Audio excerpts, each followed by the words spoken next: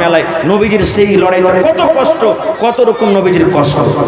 এবার একজন এলান করছেন মদিনাতে এসে, কি, ও আল্লাহর নবীর সাহাবী রে, আমার নবীর লড়াইতে মুসিবতে আছে রে, নবীজি আমার কষ্টতে আছে, নবীজির মাথাতে তীর লেগে গেছে, নবীজির মাথাতে তীর লেগেছে, আমার নবী জখম হয়েছে, নবীজির আমার শরীরে জখম হয়েছে।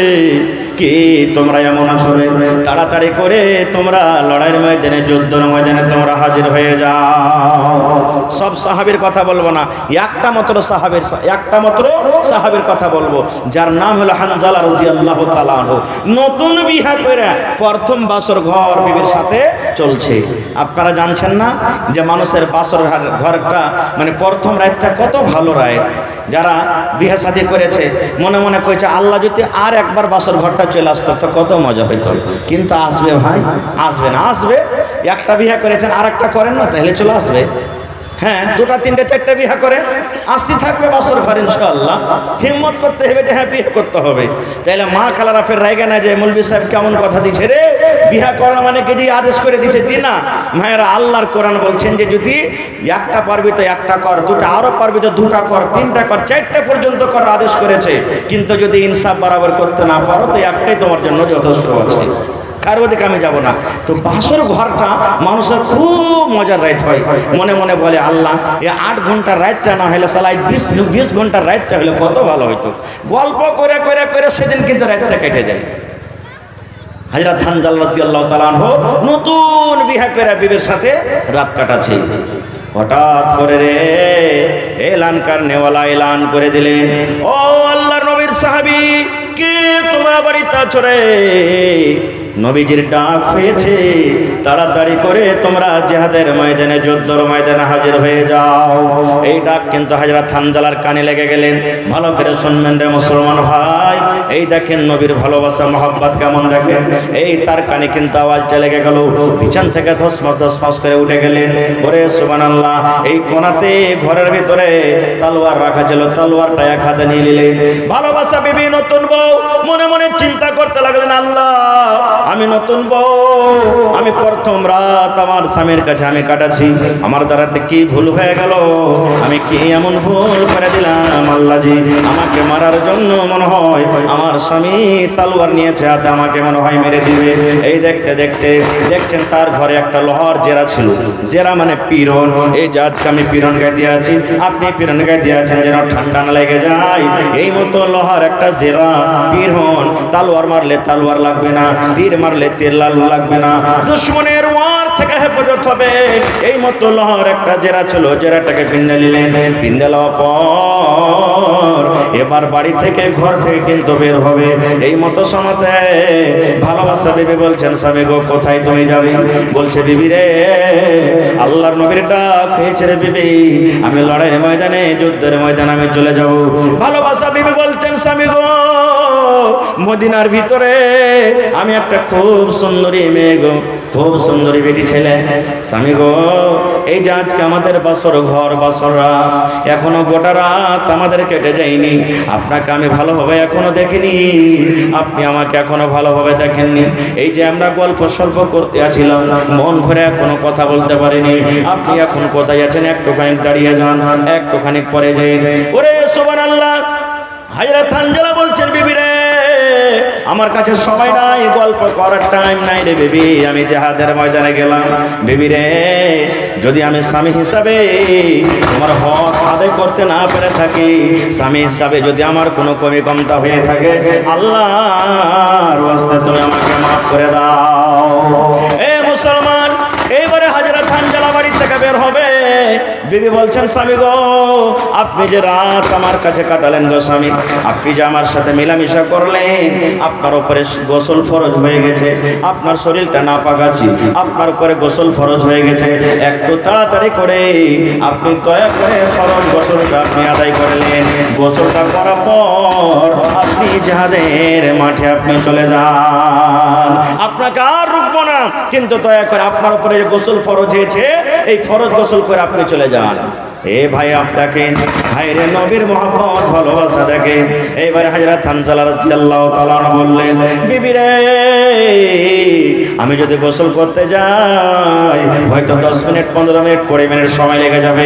এর মধ্যে যদি আমার নবীর কোনো বিপদ ঘটে যায়, আমার নবীকে যদি কোনো বেঈমান মুশরিকে যদি ওয়ার করে দেয়, আমার নবীর যদি কিছু হয়ে যায়, আল্লাহ রাব্বুল আলামিন কিয়ামতের দিন যদি আমাকে জিজ্ঞাসা করেন, হানজালা রে, নতুন স্ত্রী নতুন বউ নিয়ে তুমি বাড়িতে কত মজা করেছিল, আনন্দ করছিলে, আর আমার নবী জিহাদের ময়দানে কত লটালটি করছিল।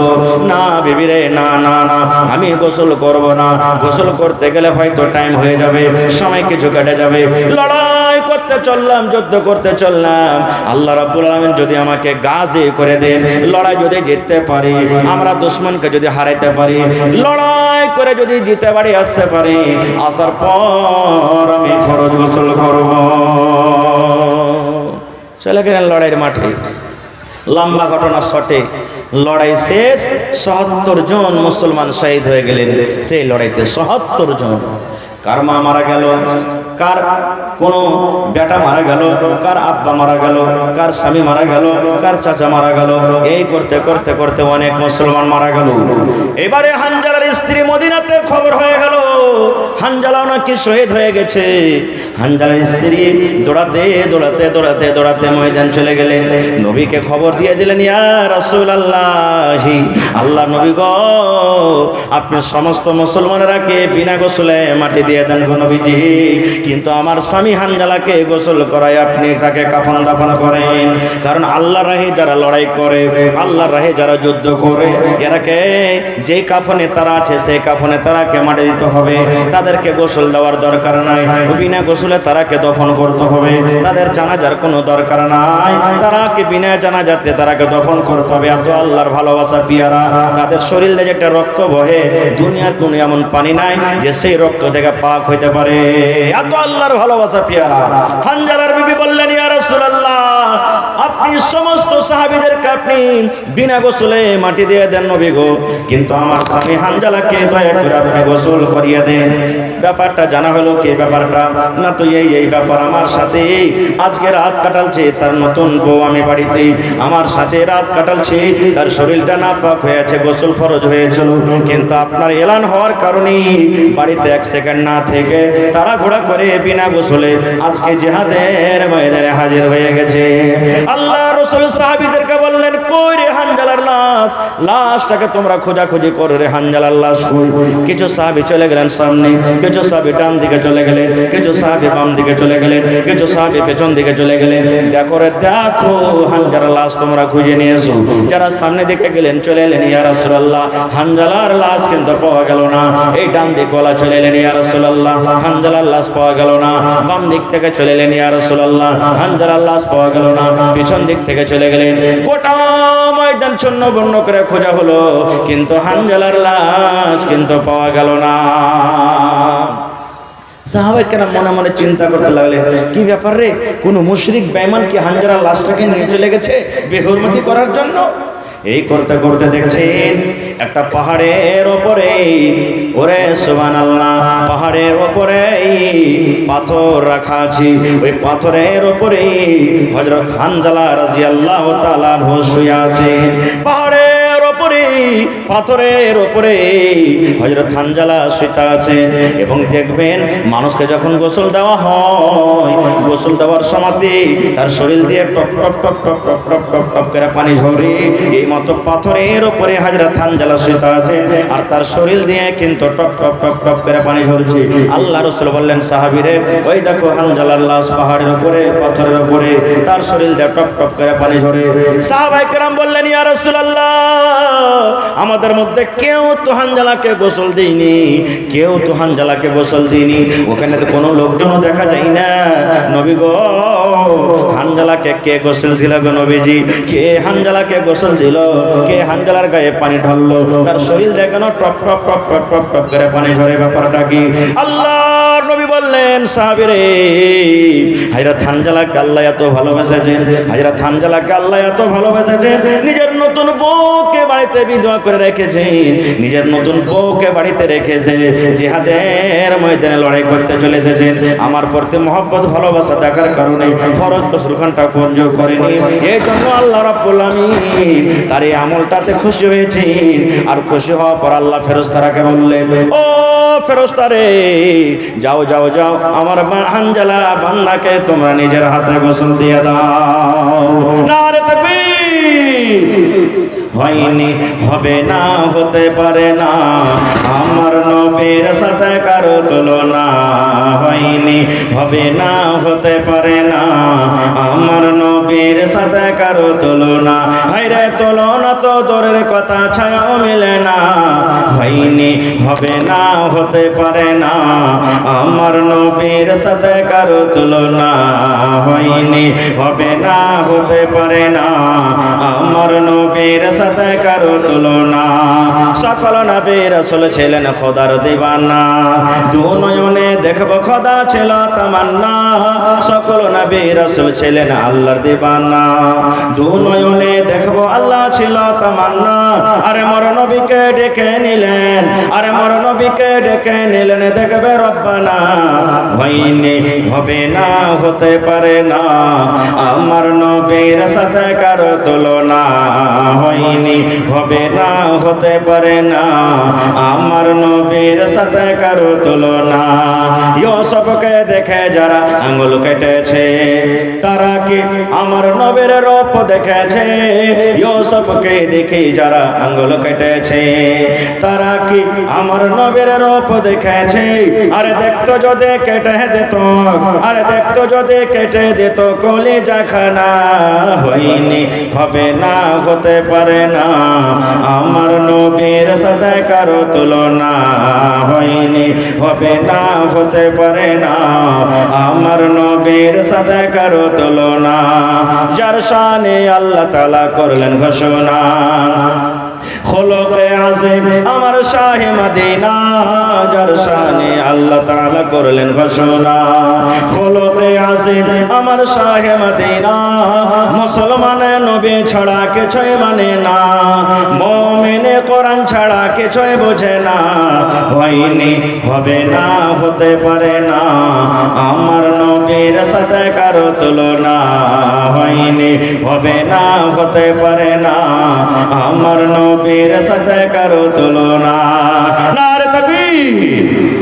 ভাই, মোহাব্বত সম্পর্কে বলার মেলায় কথা আছে ভাইরে, তবে আমার টাইম মোটামুটি 11টা পর্যন্ত মনে হয় আছে। ভাই, আজকে দুটা উদ্দেশ্য আশা নিয়ে আপনাদের সামনে আমি দাঁড় হয়েছি। একটা কিছু দিব, আর একটা হলো আপনাদের কাছে নেব। যেটা আমি দিব সেটা কোনো আপনাদেরকে মাল দৌলত সোনা চাঁদি দিতে পারবো না, সেটা আল্লাহ এবং আল্লাহ রসুলের বাণী। ভাই, আজকে আমি মোহাব্বত সম্পর্কে আপনাদের সামনে কথা বললাম, মোহাব্বত ভালোবাসা সম্পর্কে। মোহাব্বত কি জিনিস? আজকে আমাকে জীবনযাপন করতে হবে নবীর তারিকা মতো। নবী যেইভাবে চলতে বলেছেন সেইভাবে আমাদেরকে চলতে হবে। নবীজি যেইভাবে আমাদেরকে খেতে বলেছেন খেতে হবে, যেভাবে চুল ছাড়তে বলেছেন চুল ছাড়তে হবে, যেইভাবে আমাদেরকে নবীজি জীবন কাটতে বলেছেন সেইভাবে আমাদেরকে কাটতে হবে। ভাই মুসলমান, একটা গল্প বলি আপনাদের সামনে, দিয়ে তখন আমি অন্যদিকে চলে যাব। আজকে আমরা নবীকে কতটুকু ভালোবাসি, শুধু ভালোবাসাটা আপনাদের সামনে দেখাবো। ওরে আল্লাহ, আপনাদের এলাকাতে চকজোড়া অনেক আছে নাকি?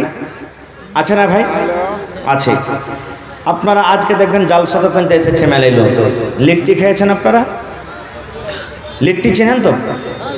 একটা সামোসা একটা লিট্টি হয়, সামোসাটা 3 কোণিয়া হয় আর লিট্টিটা গোল হয়। তো ভাই, লিট্টি গোল করতে গেলে 2 হাতে হবে না 1 হাতে হয়ে যাবে? 2 হাতে লাগবে। এবারে দেখছে একটা দোকানে খুবই ভিড়, একটা ছেলে ব্যাগ ঘাড়ে করে, পড়ালেখা ছেলে, ও তখন বলছে একটা লোককে, হ্যাঁ রে ভাই, এই দোকানটাতে ভিড় কিসের রে ভাই? বলছে, বলিস না রে ভাই, এই দোকানের কিন্তু লিট্টি খুব মশহুর আছে, যার কারণে খাওয়ার লেগে সব ঘোরাঘুরি করছে। ছেলেটা মনে করছে তা আমিও দোকানে যে 2টা লিট্টি গেলা খাই। এই দোকানের ভিতরে গেছে, যে বলছে, তখন বলছে, এই লিট্টিওয়ালা ভাই 2টা লিট্টি দাও। ওকে লিট্টি দিয়েছে। যারা হুঁশিয়ার বুদ্ধিজীবী মানুষ হবে ওরা দেখে শুনে খাবে, কে জানে কিছু আছে নাকি। লিট্টি ভাই খাইতে বসে দেখছে তো লিট্টিতে এত ওখানে একটা চুল পেয়ে গেছে। চুল পেলেছে। ই তখন বলছে, ভাই রে এই লিট্টি খাইতে পারবো না রে ভাই। কইছে কেনে? কইছে অন্য লিট্টি দে ভাই, এতে চুল লাগা আছে এখানটা। আর এখন থালিতে আরও লিট্টি দিয়েছে অন্য প্লেটে দ্বিতীয়বার। দেখছে তো অতি এখানটা চুল লেগে আছে। বলছে কি ব্যাপার রে ভাই, ভালো লিট্টি গেলা দে না, আত্মীয় যে চুল লেগে আছে রে ভাই। ফের তৃতীয় নম্বরে প্লেটটা ওকে দিয়েছে লিট্টি। দেখছে তো অতি এখানটা চুল লেগে আছে। এই থালিখানটা গেলে সনসন করে পাক মেরে দিয়ে বলছে সালারকে লিট্টি খাবো না। এই ফ্যাক্টরি দেখবো যে কোন জায়গাতে লিট্টি বনছে। ছেলেটা 1 পা 2 পা 3 পা করে হাঁটতে হাঁটতে ভিতর দিকে যে লিট্টি তৈরি করে, গরমের টাইম ভাই পাসিনা তো একবার সরবর হয়ে আছে। একটা খালি গাঞ্জি গায়ে দিয়ে আছে লোকটা, এদিকে চুলা জ্বলছে, তেল গড় গড় গড় গড় করে ফুটছে, আর ও কিন্তু একলাই আছে। এই ছেলেটা পাঞ্জরে দিয়ে দেখছে যে লিট্টি কেন করে বনছে, দেখবো কেনে লিট্টিতে চুল পাচি। তো ভাই দেখছে তো আশেপাশে কোনো লোক নাই, একটাই লোক গাঞ্জি গায়ে দিয়ে আছে, আর শরীরটা কিন্তু ওর ঘাইমা আছে, আর 1-2 ফোঁটা কিন্তু কড়াইতে পড়ছে, আর ঘাম গালা তেল মানে বেশি হচ্ছে নাকি। এবার দেখছে তো আর এখানটা কিন্তু এখান থেকে হাত নাই। ই মনে মনে বলছে, হবে লিট্টি বানাতে গেলে তো 2 ঘন্টা হাতের দরকার, লিট্টি গোল হবে, আর ইয়ার হাত যেখানটা নেই তো কেমন করে লিট্টি বানিয়েছে। এই ভাবা চিন্তা করে দেখছে, তাব লিট্টি যে দিবেও একটুখানি গামলাতে আটা আছে, আটা নিয়ে হাতখানটাকে চেড়া ভাই মারছে, বগলে দাবো না ছাড়ছে পড়াইতে। ফের এরকম ভাবে লিয়ে করে মারছে, বগলে দাবো না ছাড়ছে। তার এই 2-4টে যখন লিট্টি ছাড়া হয়েছে, ওরে আল্লাহ, বগলটাকে চেড়ে ওই লিট্টিওয়ালা বগলটাকে ঘাসার মাসার করে চুলকাতে শুরু করেছে। দেখছে তো অতি এত বড় হ্যাঁ 6 ইঞ্চি হ্যাঁ উলার ফেল লেগে আছে। তখন বলছে, ওরে শালা রে, ইয়ার লিট্টিতে চুল হবে না তার কি হবে? হায় আল্লাহ, এটা গল্প একটা, হাসলেন। রে মুসলমান, আমি মুসলমানের বাচ্চা, আপনি মুসলমানের বাচ্চা, বেয়াদবি মাফ করবেন। ভাই বলে বলছি, ভাতিজা বলে বলছি, দাদু হয়ে বলছি, এ মুসলমান, আজকে যত লোক জলসা শুনতে চাইছেন রে বন্ধু, সেই বন্ধুরাকে আমি বলবো, গাঞ্জি এই জামা কাপড় খুলে খুলে চেক করেন, কত মুসলমানের বাচ্চা এমন আছে যার বগলে লম্বা লম্বা হয়ে চুল লেগা আছে। নেই? আছে না নেই? ফরফর করে উড়ছে বাতাসে, দেখবেন। সুবহানাল্লাহ। কেন? এই নবীর সুন্নাত এটা যে বগলে চুল থিতে হবে। আল্লাহ রাসূল বলেছেন, হে আমার উম্মত, তোমার মুখগুলোকে তুমি কেটে কেটে কেটে কেটে ছোট করো, কিন্তু ওরে আল্লাহ এমন করে মুখ লম্বা লম্বা করে মুসলমানে রাখবে, আর যখন লড়াই হবে তুমি এরকম ভাবে তাও দিবে আর বলবে, আই কোন বেটা লাগবে, আইকটাও দেবার বলবে। এই দেখেন, মোচ গালাকে কেটে ছোট করতে হবে, দাড়িকে বড় করতে হবে। আল্লাহ রাসূল বলেছেন, কোনি তোমার বড় হয়েছে, আর 10 দিন 15 দিনে তোমাকে কোনে কেটে ছোট করতে হবে।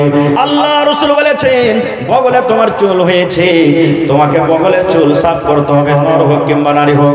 সারামগার গোড়াতে লজ্জাস্থানে নাভির নিচে যে চুলগুলা হয়, বেটা ছেলে হোক কিংবা বেটি ছেলে হোক, 40 দিনের আগে আগে কেটে তোমাকে সাফ করতে হবে।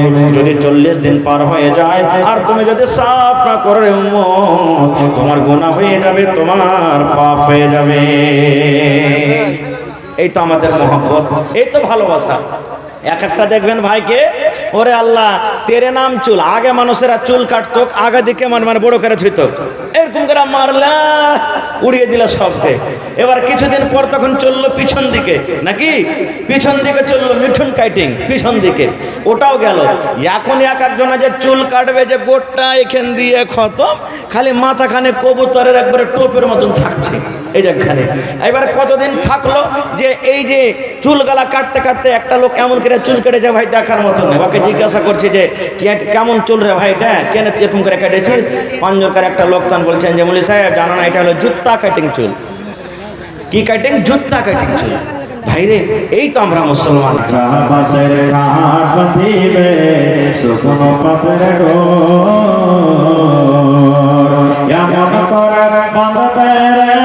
চলবে না তোর জোরে, আজ মন মোর চঞ্চল রে।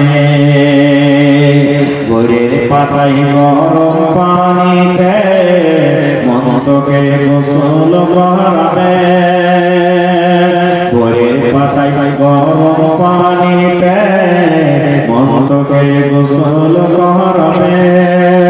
গোসল করাইয়া তোকে কাফন পরাবে,